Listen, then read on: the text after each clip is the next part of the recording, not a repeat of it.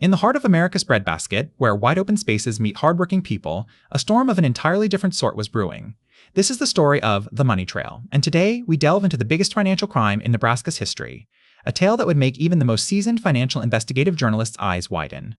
The year was 2008, a time when the global economy teetered on the brink of chaos. Amid this turmoil, an audacious scheme emerged from the shadows of Nebraska's seemingly tranquil financial landscape. A man named Lawrence E. Merkin, a seemingly ordinary businessman, would soon become the central figure in this jaw-dropping tale of deception and greed. Over the course of 5 years, Merkin had orchestrated an intricate web of fraud, embezzling more than $34 million from his unsuspecting victims. To put that into perspective, imagine stealing every single dollar bill from the cash registers of 680 Nebraska convenience stores in a single day.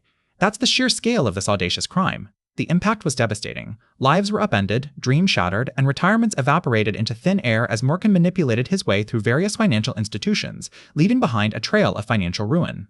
But who exactly were the victims in this elaborate con? How did Merkin manage to pull off such an intricate scheme without raising suspicion for so long? And perhaps most importantly, how did law enforcement eventually unravel this tangled web of deceit and bring Merkin to justice? Join us as we embark on the money trail and explore the biggest financial crime in Nebraska history, a tale filled with twists, turns, and a cast of characters you won't soon forget. So buckle up, because this story is about to take you on a wild ride through the dark underbelly of financial crime.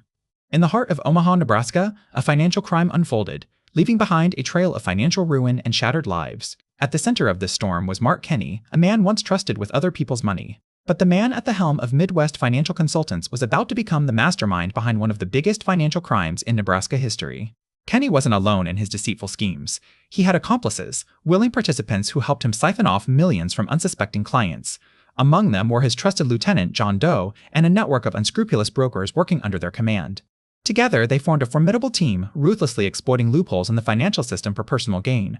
Doe, a seasoned financier, played a crucial role in luring victims into Kenny's web.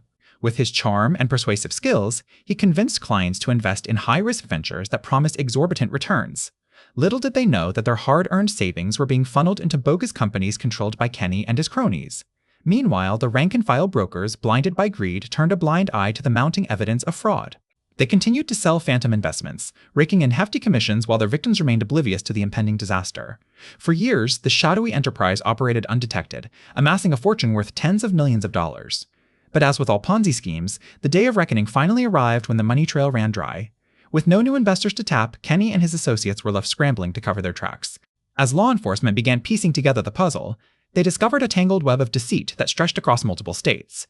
It would take years to unravel the full extent of Kenny's crimes, but eventually, justice caught up with him. In 2010, he was sentenced to 24 years in prison for his role in the scheme, bringing a measure of closure to those affected by his actions.